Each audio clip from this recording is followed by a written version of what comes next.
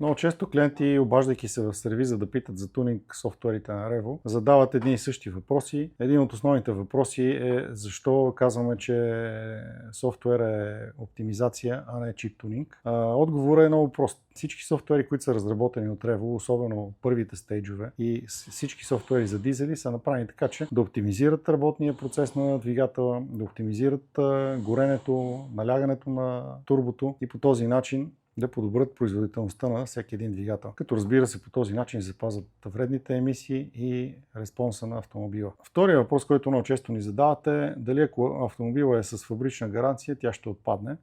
И отговорът е, че всяка една софтуерна доработка или софтуерна намеса по гаранционен автомобил създава предпоставка за отпадането на неговата гаранция. И третия въпрос е задължително ли е да се слага тунинг хардуер. При първите нива на софтуери, така наречения първи стейдж, не е необходимо да се слага допълнителен хардуер за нито един автомобил. Единственото нещо, което ние даваме като препоръка е да се сложи спортен филтър.